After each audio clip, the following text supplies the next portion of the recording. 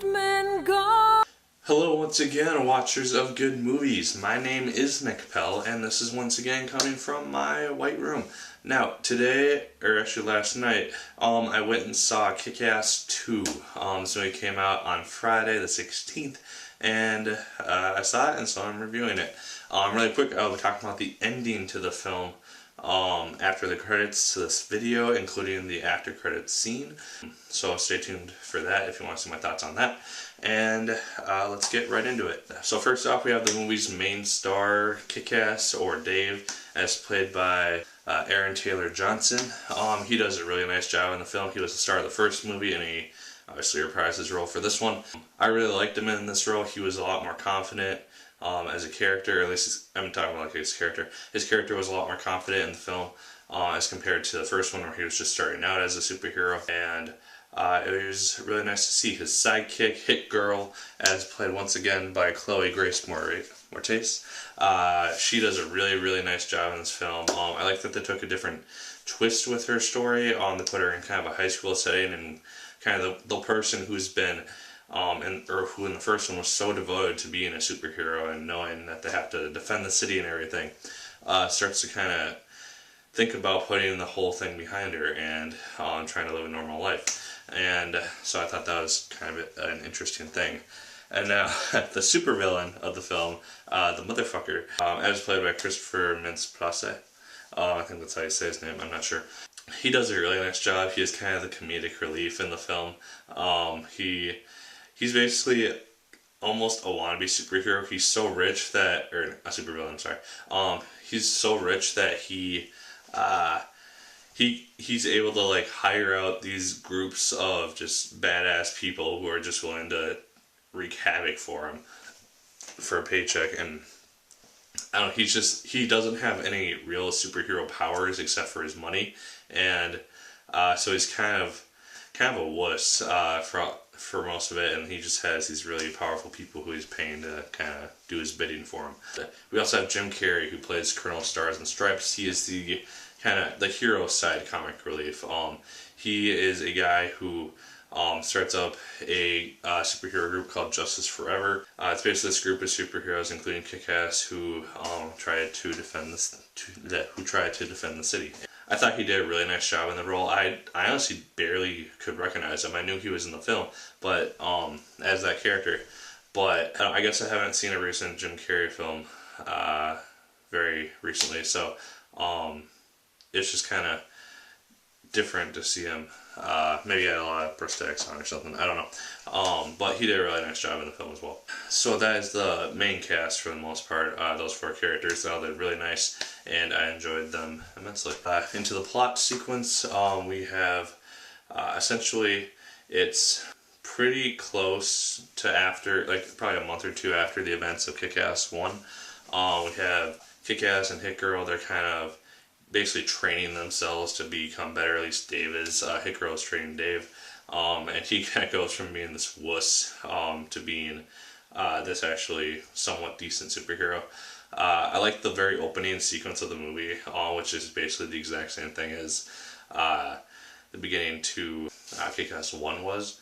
So we have, in Kick-Ass 1, we had Big Daddy shooting Hit Girl with the gun when she has a bulletproof vest on, just to make her feel what it's like. And we have Hit Girl in this one shooting Dave to make him feel what it's like. So I don't know, I thought that was kind of a cool thing to do, since it was the same thing in the first one. But it's essentially kind of the high school setting once again. Dave and Mindy, they kind of switch roles in this film almost from their characters in the last movie, based on how they acted in the first movie.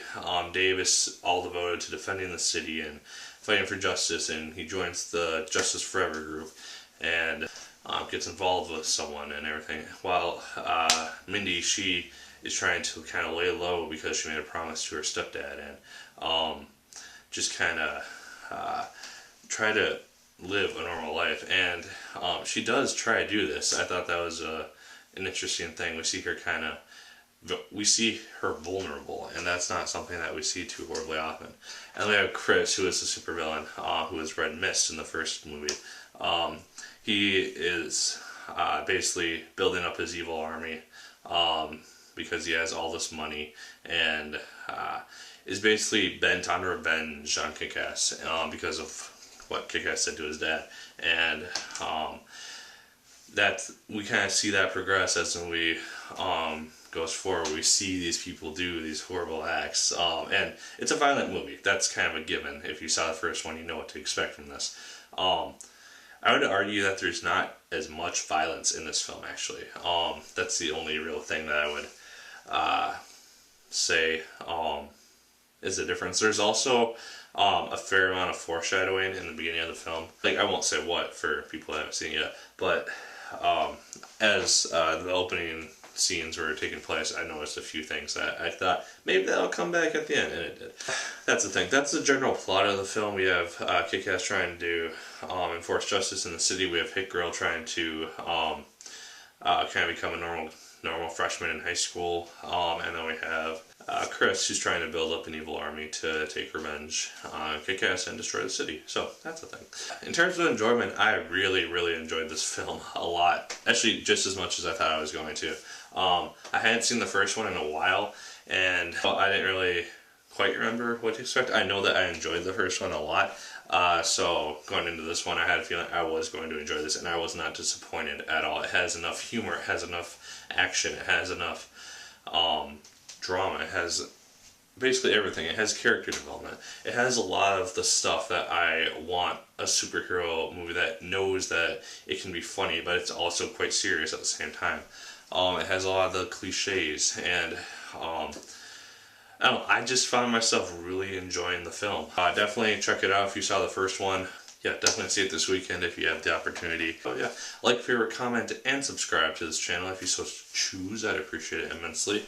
Remember to stay tuned after the credits, which will be playing in just a minute, to see my thoughts on the ending of Kick-Ass 2 and the post-credits scene. So, yeah, as always, my good people, my name is Pell, and once again, keep on watching. I need a hero. I'm holding out for a hero till the end of the night. He's gotta be strong and he's gotta be fast and he's gotta be fresh from the fight. I need a hero. I'm holding out for a hero till the morning light. He's gotta be sure and he's gotta be soon and he's gotta be larger than life. Larger than life. And if you are still watching, you are here to see my thoughts on the ending to Kick-Ass 2. Now, we have this huge epic battle that goes on. This is from the point that I'm going to be starting to talk to you until the end. So basically, Kick-Ass and Hit Girl, they show up with their army of superheroes, and then Motherfucker has his army of supervillains. It's just an all-out war. We see the two main battles going on, which is Kick-Ass versus the Motherfucker, and then we have Hit Girl versus Mother Russia. Just a quick thing on Mother Russia. She is just, oh my gosh, she's so, I don't know. She's just an awesome character, and I don't know.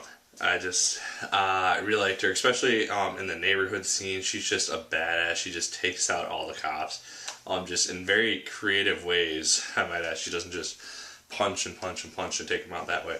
She uses a lawnmower on the back of a car, and then uses a car door, kind of like from The Darkness 2, just whips it at a cop. Oh, she's just one of my favorite characters to watch in the film. And so we have the first fight, which is Hit Girl versus Mother Russia. And at first, obviously, this kind of plays into the hero, or the superhero battle stereotype, where we have the villain, she seemingly wins. She's got Hit Girl in a headlock, or a knee lock, I guess. Hit Girl busts out the adrenaline, and then she's able to just go super fast and just take out Mother Russia with the chunks of glass. So I thought that fight was pretty cool. A little cheesy, but still pretty cool.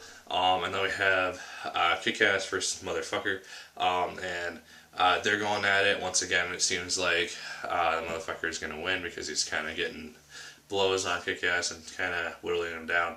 Kick-Ass just kind of breaks out everything he has and gets him down onto glass. The glass breaks. Kick-Ass is, again, in the cliche superhero sense, holding him like he's trying to save him. And but the motherfucker, he's so messed up in the head that he like won't let him save him. He won't accept that this is reality and he doesn't have to die. Supervillains don't come back in real life. He makes him let go of him. He falls into the shark tank. We think because the shark has been kind of played out throughout the movie as just dead because it's in the wrong type of water or whatever, or it's hungry or whatever, and he falls into the shark tank. And the first thing that goes through my head is just like, oh, they're gonna make it come alive now. And they do, and the motherfucker is dragged under the water. We see blood come up, and it is assumed that he is dead. The Justice Force had kind of gathered together. They do their little chant one more time, and then starts to get to the end of the movie. We see a touching scene between Hit Girl and Kick-Ass, in which they kiss. Hit Girl rides a motorcycle off out of New York. I thought that was pretty interesting, and then it's basically kind of like with Kick-Ass's voice kind of over some end scenes about how the only superheroes that we need are the real life ones, like people who aren't in masks and stuff. And then it shows like a final scene of him basically going all Tony Stark on this place and kind of designing his own Kick-Ass suit is what it seems like, because he's got like a metallic helmet. We see designs for the suit on the left, and it looked like it set up a Kick-Ass 3 with robot Kick-Asses. I think that'd be cool. And then the post-credits scene, we see that the motherfucker is alive. What, his dick got bit off? So that's a thing. But we see that he could potentially come back as a supervillain again in the finale to the trilogy, or at least what I would assume would be the finale to the trilogy. Overall, I did enjoy the ending. For some reason, the cliches, the superhero cliches, didn't bug me that much. I think I just went in with the right mindset that I was just enjoying the film, and that's good if a film can do that and make me ignore all the little tidbits that normally I would catch and be kind of annoyed with. That's my thoughts on the ending to Kick-Ass 2. I really enjoyed it, and leave your thoughts on Kick-Ass 2 in the comments down below. I'd love to hear what you thought of the movie. Like, favorite, comment, and subscribe if you so choose. Once again, I would appreciate it immensely. And once again, my good people, my name is Nick Pell, and once again, keep on watching.